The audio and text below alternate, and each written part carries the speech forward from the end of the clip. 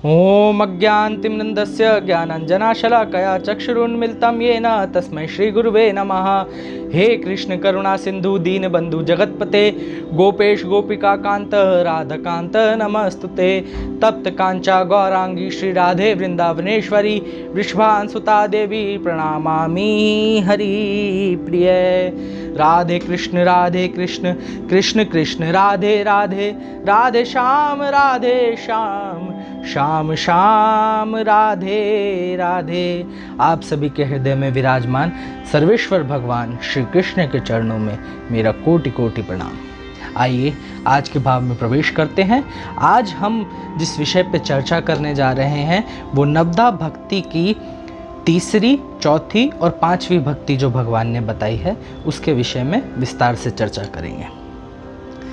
भगवान कहते हैं, गुरुपद पंकज सेवा तीसरी भक्ति अमान, चौथी भक्ति मम गुणगन करहि कपट तजिगान, मंत्र जाप मम दृढ़ विश्वासा, पंचम भजन सो वेद प्रकाशा। तो भगवान जो तीसरी भक्ति कहते हैं, श्री गुरुदेव के चरणों की सेवा। और कैसे सेवा करनी चाहिए? भगवान कहते हैं अपने अभिमान को त्याग के गुरु की सेवा करनी चाहिए।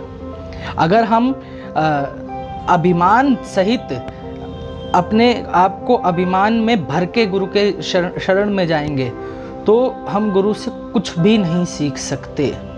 मैंने जैसे आपसे पहले भी निवेदन किया है, गुरु की शरण में जाने के लिए अपने पात्र को बिल्कुल रीता करके जाएंगे तो जो भी गुरु ने अपने गुरु से सीखा है वो हमको पूरा का पूरा हमारा पात्र, गुरुदेव जितना उन्होंने अपने आचार्यों से, अपने गुरुजनों से सीखा है वो हमारे पात्र में भर देंगे। और लेकिन जो मैंने आपसे कहा था कि हमको गुरु चुनने में सावधानी बरतनी चाहिए, गुरु कैसा होना चाहिए और गुरु की सेवा किस प्रकार करनी चाहिए, किस प्रकार गुरु की आज्ञा का पालन करना चाहिए, थोड़ा उस विषय में विस्तार से चर्चा करते हैं। सबसे पहले तो हमको ये जानना चाहिए कि जो प्रामाणिक गुरु है उसकी शरण में जाएं। सतगुरु प्रामाणिक गुरु को चुनना चाहिए। बाकी गुरु तो आप किसी को भी बना सकते हैं, एक बालक को भी गुरु बना सकते हैं और एक गणिका को भी गुरु बना सकते हैं, एक मक्षिका को भी गुरु बना सकते हैं। मक्खी जो मधुमक्खी होती है, हम उससे भी सीख सकते हैं कि किस तरीके से वो फूल से उतना ही लेती है जितना उसकी आवश्यकता है, उसके अलावा वो फूल को कोई हानि तक नहीं पहुंचा सकती। हम नदी से भी शिक्षा ले सकते हैं कि नदी अपनी सीमा के दायरे में रहते हुए, अपनी सीमा, अपने किनारे के दायरे में रहते हुए जब तक बहती है, जब तक वो पूजनीय है। गंगा जब तक ही पूजनीय है जब तक वो अपने दायरे में रह के बहती है। जैसे ही गंगा में बाढ़ आती है वो अपना किनारा तोड़ के गांव में प्रवेश कर जाती है तो वो पूजनीय नहीं होती, लोग उससे बचते हैं। इसी प्रकार हम शिक्षा तो किसी से भी ले सकते हैं, हर भक्त के चरित्र से हम शिक्षा ले सकते हैं, हर प्राणी से शिक्षा ले सकते हैं, निर्जीव से निर्जीव वस्तु से भी शिक्षा ले सकते हैं। हम शिक्षा गुरु तो हम सबको बना सकते हैं। प्रथम शिक्षा गुरु हमारी माँ होती है जो हमको हमारे भीतर संस्कार देती है। हमारे पिता होते हैं हमारे गुरु जो हमको सही और गलत का निर्णय लेना सिखाते हैं। लेकिन जो सतगुरु होता है वो प्रामाणिक होना चाहिए, जिसका उद्गम स्वयं भगवान से हुआ हो, जिस आचार्य परंपरा की शुरुआत स्वयं भगवान ने करी हो। और पद्म पुराण में वर्णन है चार वैष्णव चतुर्थ संप्रदाय हैं, उसमें एक है निम्बार्क संप्रदाय, जो श्री हंस भगवान ने शंकादिक ऋषियों को ज्ञान प्रदान किया और उनसे होते हुए नारद जी से होते हुए श्री निम्बार्काचार्य और उनसे होते हुए अभी जो वर्तमान जो मेरे भी आचार्य हैं श्री श्याम शरण देवाचार्य जी, उन तक ज्ञान पहुंचा। जो मंत्र श्री हंस भगवान श्री राधा कृष्ण के युगल अवतार हैं। जो भागवत में वर्णन आता है, भगवान के 24 अवतारों में से एक अवतार हैं श्री राधा, और श्री कृष्ण के युगल अवतार हैं श्री हंस भगवान। तो भगवान से शुरू हुई परंपरा ही प्रामाणिक होती है। उसके अलावा निम्बार संप्रदाय, जो कि कुमार संप्रदाय के नाम से जाना जाता है, जिनका उद्गम जो है, जो जिनके प्रथम आचार्य जो हैं संकादिक ऋषि हुए, जो श्री हंस भगवान से जिन्होंने ज्ञान प्राप्त किया। उसके बाद हम श्री संप्रदाय आता है। श्री संप्रदाय जो आज रामानुजा संप्रदाय के नाम से जाना जाता है। श्री संप्रदाय में भगवान ने माता लक्ष्मी को ज्ञान प्रदान किया और उनसे होता हुआ वो आगे बढ़ता चला आया। एक संप्रदाय है रुद्र संप्रदाय, जो आज वल्लभ कुल के नाम से जाना जाता है। भगवान श्री कृष्ण ने भोले शंकर को, रुद्र को दीक्षा प्रदान करी और उनसे होते हुए वो दीक्षा, वो आचार्य दर आचार्य यहाँ तक पहुँची।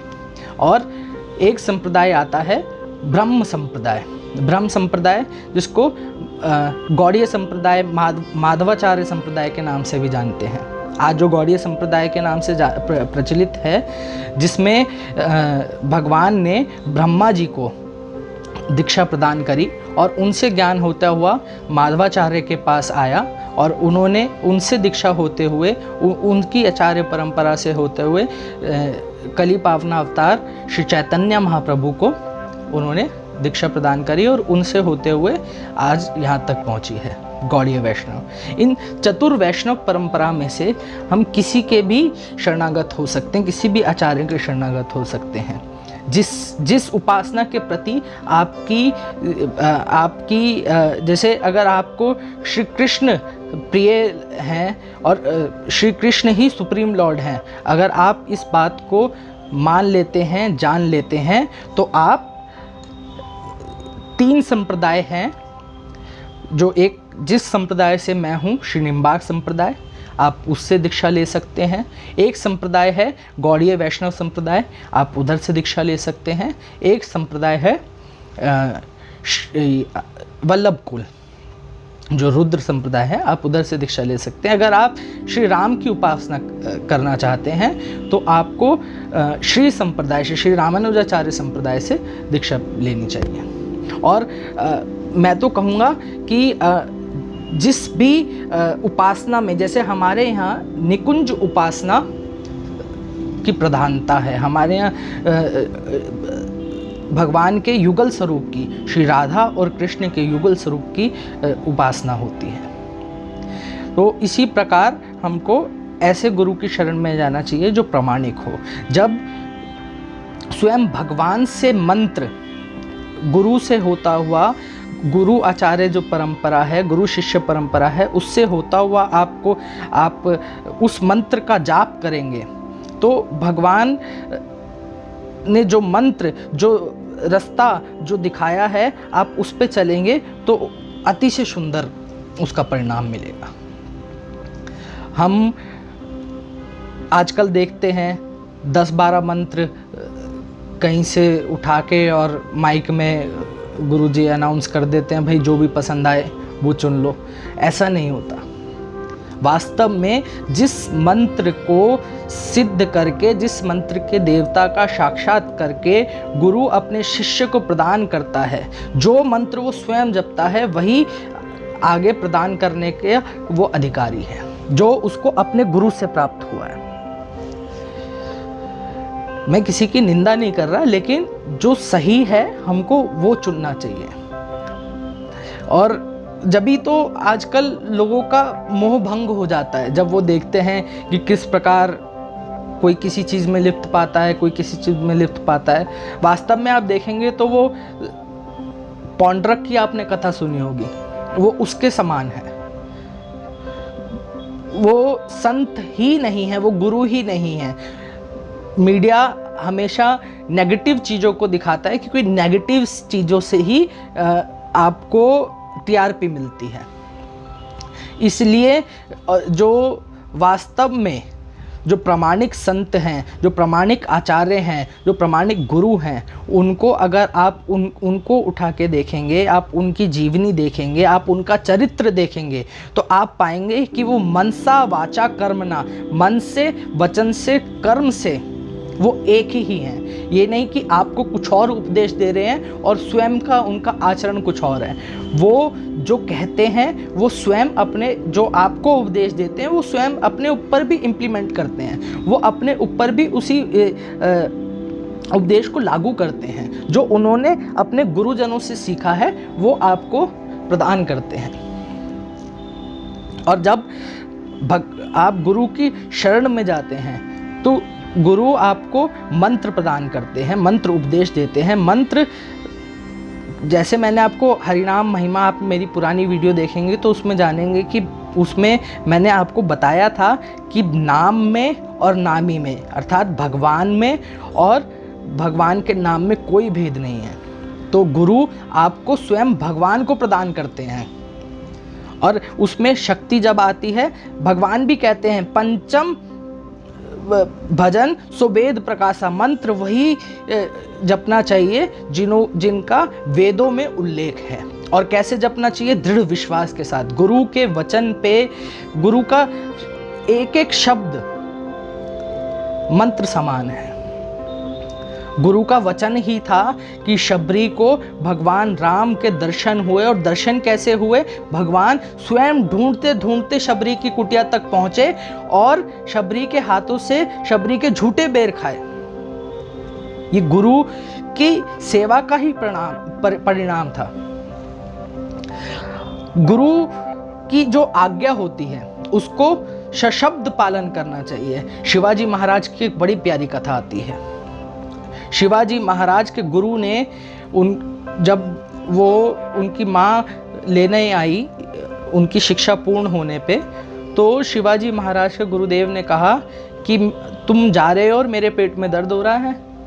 तो शिवाजी महाराज ने कहा कि गुरुदेव, क्या औषधि आपके लिए मैं ला सकता हूँ? आप आदेश करें, मैं लेके आऊँगा। उन्होंने सभी शिष्यों को एकत्रित करके बोला कि मेरी एक ही औषधि है कि शेरनी का दूध लेके आइए, वो पीने से मेरे पेट का दर्द ठीक हो जाएगा।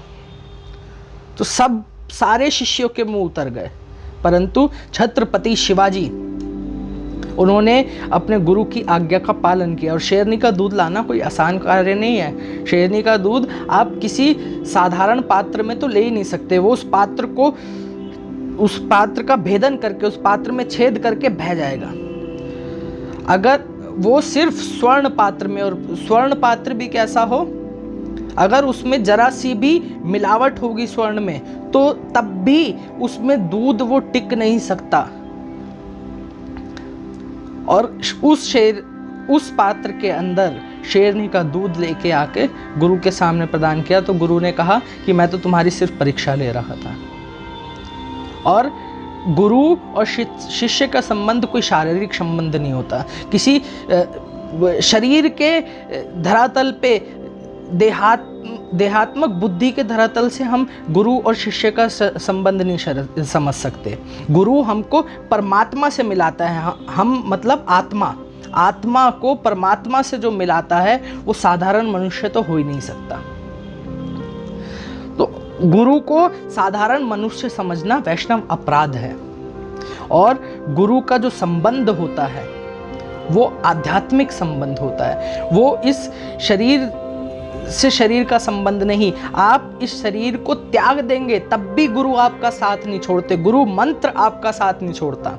गुरु से संबंध इस लोक और परलोक तक का है। और जब जन्मों जन्मों के पुण्य अर्जित होते हैं, जब वो पुण्य जागृत होते हैं, जब हमको प्रामाणिक गुरु की शरण मिलती है, और फिर गुरु जो मंत्र देते हैं, जब हम उसका निरंतर जाप करते हैं, बताई हुई गुरु के आचार्य परंपरा पे, आचार्य बताए हुए नियमों पे शब्द सशब्द पालन करते हैं, जब भीतर आपके वो प्रकाश जागृत होता है, जिस प्रकाश के लिए तुलसी बाबा कहते हैं कि जीवा के ऊपर जब हरिनाम मणि रखते हैं तो वो भीतर भी प्रकाश करती है और बाहर भी प्रकाश करती है। जैसे दहली के ऊपर आप एक दिया प्रज्वलित करते हैं तो वो बाहर भी प्रकाश करती है और भीतर भी प्रकाश करती है।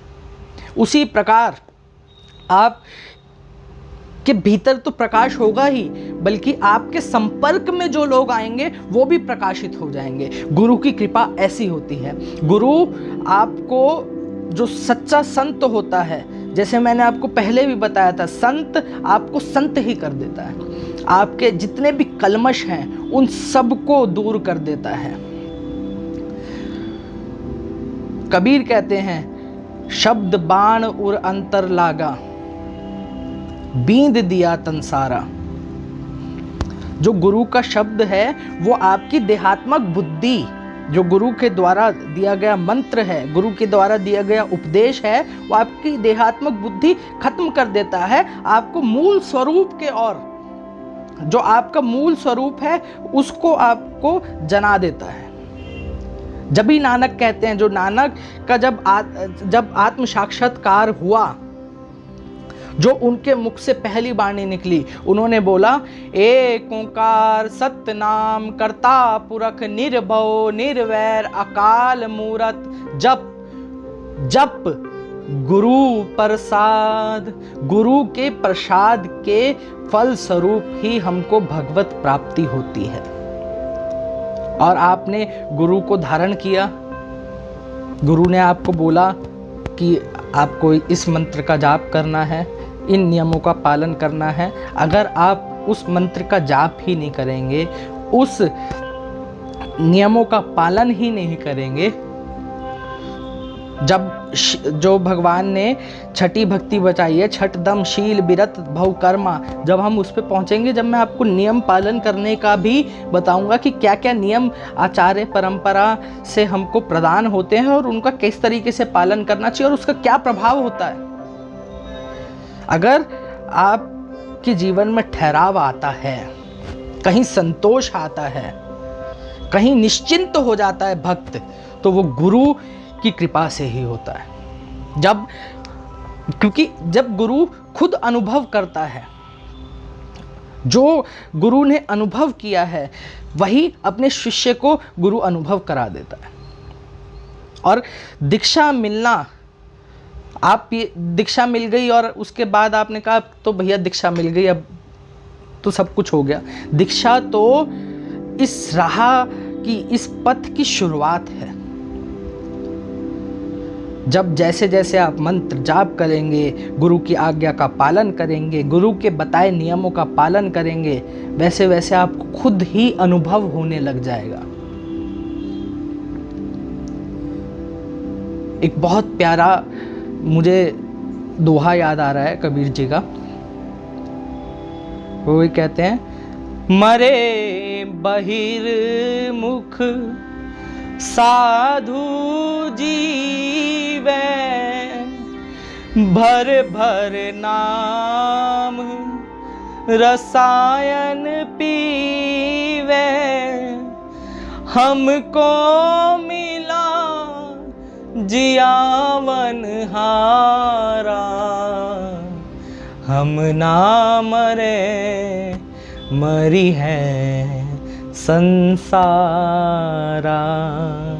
हम ना मरे मरी है संसारा।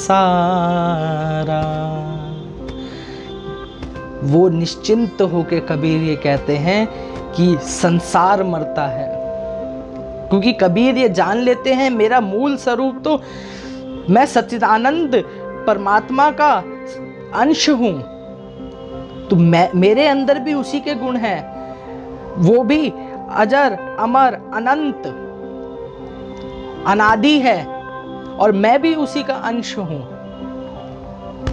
मेरे को भी भगवान गीता में कहते हैं कि आत्मा को अर्थात हमको ना कोई शस्त्र भेद सकता है, ना अग्नि जला सकती है, ना वायु सुखा सकती है, ना जल भिगा सकता है।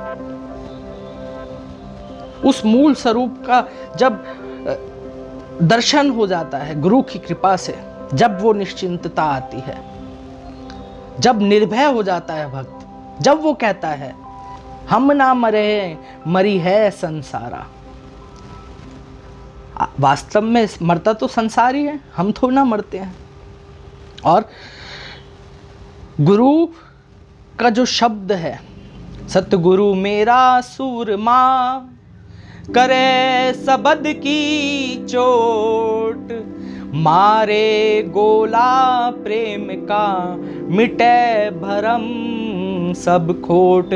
गुरु जब प्रेम से शब्द की चोट करता है तो मन के अंदर जितने भी भ्रम हैं, जितने भी हमारे कलमश हैं, जो जन्मों जन्मों की हमने गांठें बांध रखी हैं, उन सबको गुरु अपने शब्दों के प्रहार से ही खोल देते हैं, उन सबको दूर कर देते हैं।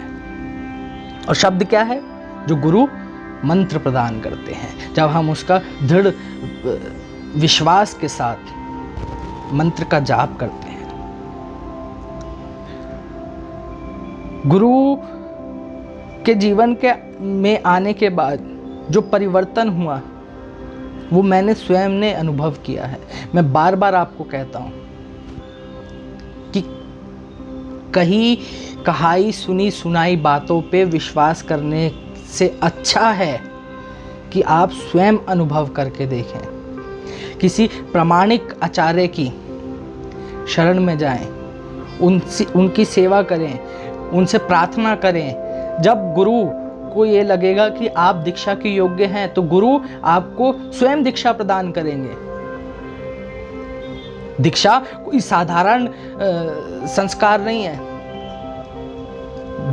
दीक्षा तो गुरु का अर्थ ही है, अंधकार से प्रकाश की ओर ले जाता है। गुरु का अर्थ है अंधकार और रू का अर्थ है प्रकाश, जो आपको अंधकार से प्रकाश की ओर ले जाता है। दीक्षा मिलने के बाद आपका जीवन अंधकार से प्रकाश की ओर चला जाता है। और ना केवल इस लोक में, परलोक में भी गुरु और गुरु मंत्र दोनों आपका साथ निभाते हैं। जब आप गुरु मंत्र जपते हैं तो आपके आसपास एक रक्षा कवच बन जाता है। प्रहलाद महाराज अपने गुरु का प्रदान किया हुआ मंत्र ही जपते थे, ओम नमो भगवते वासुदेवाय।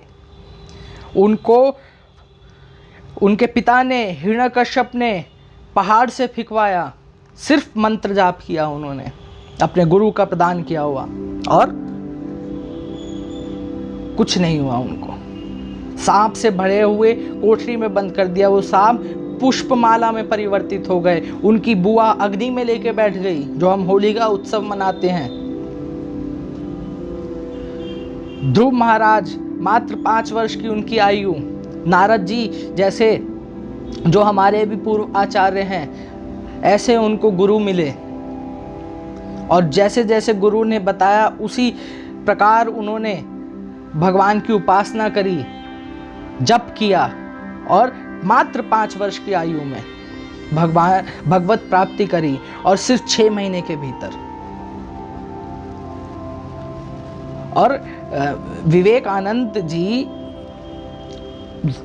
क्योंकि आपको जब भगवान को जानने की इच्छा होती है तब आपको मन में आता है कि क्योंकि बिना गुरु के गति नहीं है, तब आपके मन में आता है कि अब हमको किसी प्रमाणिक गुरु के शरण में जाना चाहिए। विवेकानंद जी जगह जगह भटके, उन्होंने बहुतों से कहा कि आपने भगवान को देखा है, क्योंकि जो उसको जान लेता है वो उसका वर्णन तो कर ही नहीं सकता, वो मौन हो जाता है, क्योंकि शब्दों में बयान करने लायक नहीं है उसका स्वरूप, मेरे गोविंद का स्वरूप। शब्द कम है क्योंकि वो तो सच्चिदानंद है। जगह जगह गुरुदेव, जगह जगह संतों के पास गए, फिर वो जब रामकृष्ण परमहंस के पास गए तो चुटकी बजाते ही वो अनुभूति करा दी रामकृष्ण परमहंस ने विवेकानंद जी को, जो उन्होंने खुद ने अनुभूति करी। गुरु कोई साधारण वस्तु या साधारण मनुष्य की तुलना आप गुरु से नहीं कर सकते, क्योंकि गुरु ने अपने मंत्र के देवता, अपना मंत्र सिद्ध करके अपने मंत्र के देवता का साक्षात्कार किया है, और उसके ऊपर उसके आचार्य की कृपा है। और जब गुरु की आप पे कृपा होती है तो वो आपको भी अनुभूति कराने में क्षण भी नहीं लगाते, और जब आपको उसकी अनुभूति हो जाती है तो आपके जीवन में एक ठहराव आ जाता है, संतोष आ जाता है, एक मौन आ जाता है। आप उसकी रूप माधुरी में ही खोए रहते हैं, और फिर आपको संसार की किसी वस्तु को छोड़ने की आवश्यकता ही नहीं। आप जिस प्रकार कीचड़ के अंदर कमल रहता है, आप उस प्रकार रहते हैं। किसी भी भक्त को आप भक्तमाल का जब हम अध्ययन करेंगे तो हम उसमें जानेंगे कि किसी भी भक्त ने संसार को त्यागा तो था ही नहीं। संसार में रहते हुए संसार उनको छू तक नहीं पाया था। ये गुरु की कृपा से होता है कि आप संसार में रहते हुए भी संसार आपको छू ना पाए। तो गुरु के चरणों में प्रार्थना करते हुए गुरु से यही प्रार्थना करेंगे कि हे गुरुदेव, कि अपने चरणों में हमेशा हमारा दृढ़ विश्वास बनाए रखना, और हमको भगवान की शुद्ध भक्ति प्रदान करना, हमको भगवान के चरणों की सेवा देना, और वो गुरु के चरणों की सेवा कर, गुरु के पीछे चलते चलते हम उस तक पहुंच जाएंगे। और गुरु मिलता है हमको गोविंद की कृपा से, और गोविंद मिलते हैं गुरु की कृपा से।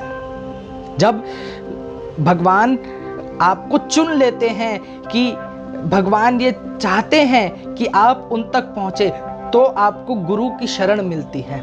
और फिर जब आपको गुरु की शरण मिलती है तो ये भी विश्वास आपको रखना चाहिए कि जब वो यहाँ तक ले आया है तो वहाँ तक भी ले जाएगा। तो गुरु के चरणों में बार बार दंडवत प्रणाम करते हुए उनसे प्रार्थना करेंगे। और गुरु पूर्णिमा का शुभ पावन पर्व भी आने वाला है, उसकी आप सभी को बारंबार कोटि कोटि बधाई। आप सबके जीवन में गुरु के चरणों के प्रति प्रीति बढ़े, उनका प्रेम मिले, आपको उनकी निष्काम सेवा मिले। और जब गुरु की निष्काम सेवा मिलेगी तो आपको ठाकुर तो मिल ही जाएंगे। हे गुरुदेव प्रणाम आपके चरणों में, सारे तीर्थ धाम आपके चरणों में। हे गुरुदेव प्रणाम आपके चरणों में, सारे तीर्थ धाम आपके चरणों में।